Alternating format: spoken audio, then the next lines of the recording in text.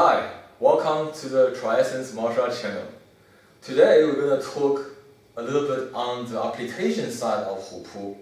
Last time I made a video, right, briefly touching on Xingyi Hupu and also Yiquan's version of Hupu.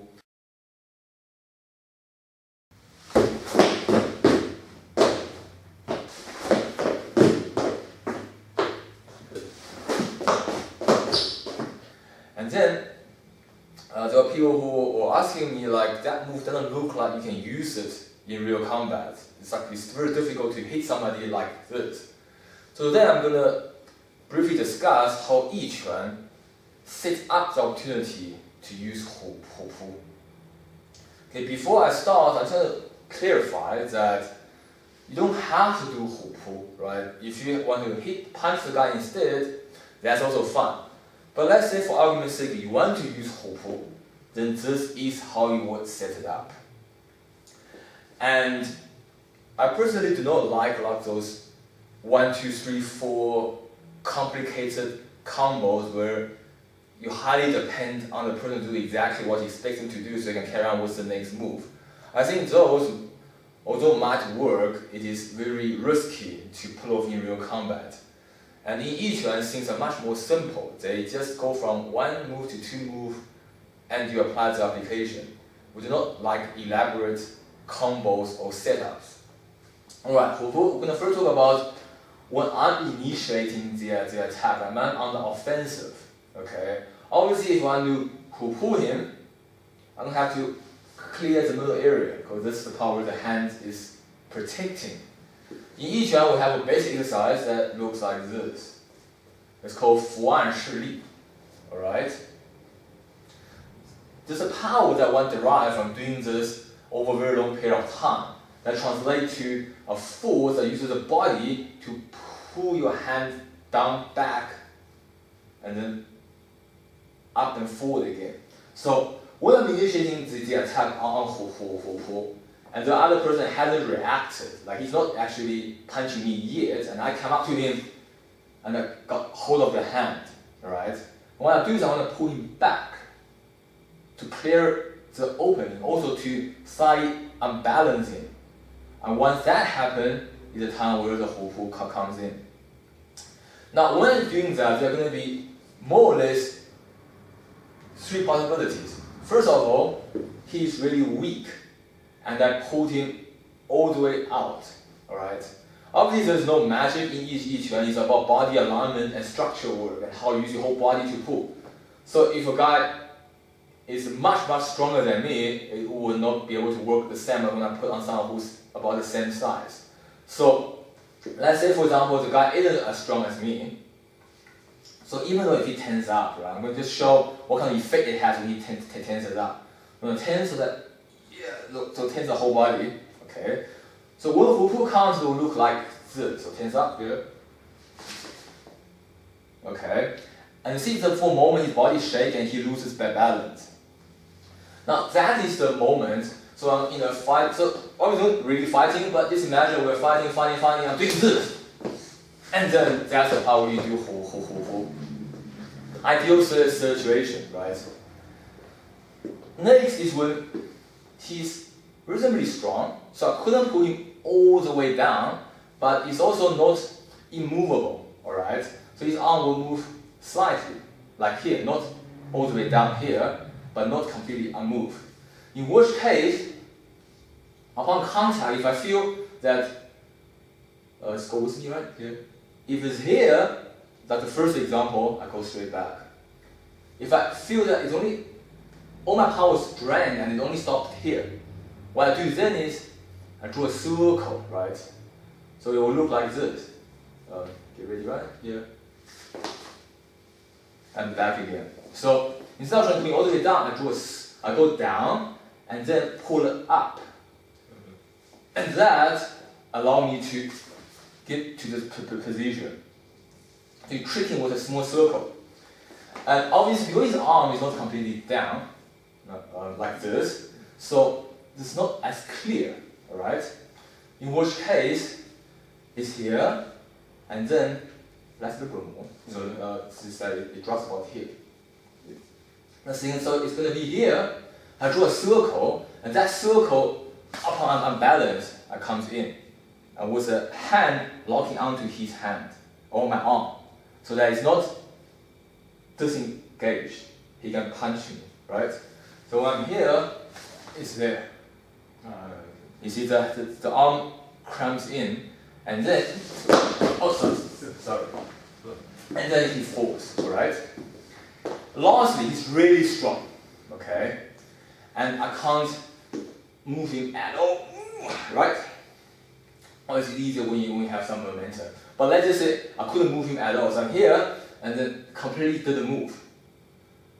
What you do then is, because he had to resist you, so you follow that force in.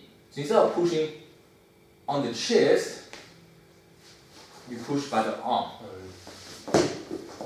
So you use this part to squeeze in on the arm and then push him out. That's if you completely cannot move it. Alright, or this is another case where his hand is actually loose. He does systems that evades moves. Like I come here and his hand drops. In which case, I just go in. So if I come here, I don't feel anything. If I'm fast enough, I hit him anywhere. If I'm not fast enough and his hand is already coming back to do something, to grab me or whatever, then you move to another move like this to prevent him from punching, right? Like here or there. So I'm gonna do in slow motion. So I'm gonna be here and then there. And from here, you can still carry on with this move. So this is another type of 视力in Yiquan, which looks like this. So these are the few variations. I mean, there could be more, but this is roughly how many possibilities there are when you are doing this in an active way. And when you're doing this, it's going to have to be fast, right? You don't go to a guy and do that. So let's say we're starting out each other, it's going to be like this, right? You're going to come right onto the guy. Here, and there. Okay, now, what if, as I'm coming in, he punches? Right, it can happen. In which case, you obviously have good reflex, right? If you can't react to it, nothing will work. But if I'm here and I see the punch, then still on the same motion, instead of going there, you do that. Okay, it's another handwork in Yiquan. So I'll be here, and then this one always automatically search for this arm, so that you don't want him to punch you again. Okay? And you do that, so both hands is going for that. When this punch comes, this goes, this one continues going for that. And then this hand go for the chest. If I can reach him on this hand, that's squeezed in by the arm to lock him in. If I only reach the hand, arm, doesn't matter. As long as this one got the body, you can still do the same move. Alright? And if he's really fast and he got off 2 punches before I even got to this, then it will be both one. It will be here and that one as well. Then it still comes in here. But obviously, this is all subject to how good you reflect and how well you know these interchange moves. Another one is basically when, instead of going linear, I want to spin him to the side. The spin to the side also works when he's quite strong and we're kind of like equal match. Okay? So when I'm doing this, I want to pull him down. It doesn't work. I'm like, well, this guy is strong. Okay? What you do then is you confuse him with 2 powers. One power is there. Okay, so 10 different things. So this is the struggle. I'm going to be here and then there. And then still use hu. This might sound elaborate, right? And it's not as practical, but these are just a few possibilities that we covered in the Yiquan practice. The spinning around is a good way to make him off balance and expose his back. So in a friendly exchange, we often use 虎扑, but in practical sense, when you get to here, you hit right on the back of the head with 栽拳, right? And this move can be used when I feel him being tense and then confusing, or it can also be used once again just like the first one. I go to a guy and first push in, right? The pushing in is basically a bait like this.